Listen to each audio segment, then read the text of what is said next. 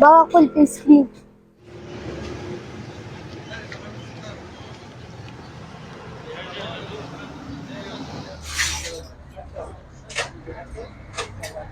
دا مړی ما 10 کاله په مهدو کې کړې ده، یو 15 سال مې بیا زامنو چوټي راکړې ده، 15 کاله دا 15م کال دی چې په خپل ځای مې شروع کړې ده.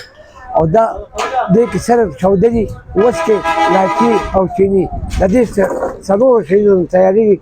او انشاءالله نو ما ته وګورئ زه به ګنده شی نه خرڅوم او نه به ګنده کار کوم، چې کوم شی زه په خپله خورم هغه بل نه خوښوم. باجوړو، کراچۍ، مردان، پېښور، اسلام آباد نه خلک راځي، د پنډۍ نه خلک راځي دلته راځي او خوري او هم پیسې راکوي، هم راته دعا کوي او چې الله دې په عمر کې برکت واچوه بابا، الله دې ژوندی لره. دا خبرې راته کوي.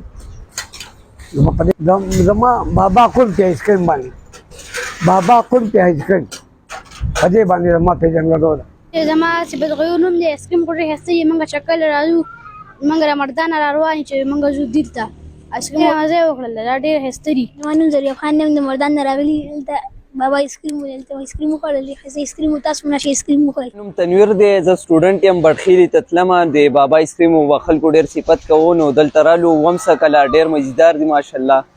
ماشاءالله ډېر ښایسته آیس کریم دی، یو د دمیز یم دی او بس بابا آیس کریم یو مینه ده.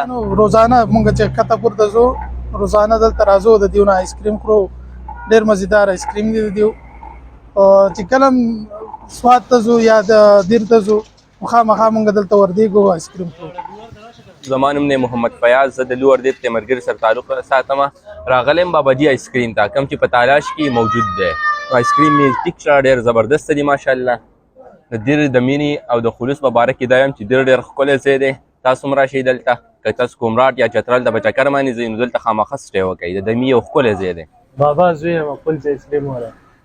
بس دغه کار دی، او دغه خو مونږ ته پته نشته، دنیا خلک راځي چې په د دې حساب مونږ نشو کولی او راځي خلک دغه دامې ځای دی، دغه زموږ د کار ځای دی. او بابا کول په آیس کریم مشهوره منوي کې پی دي، چیني دي، وسکې، الایچي او دغه مالګه واوره باندې کېږي. جوړول دغه طریقه ده.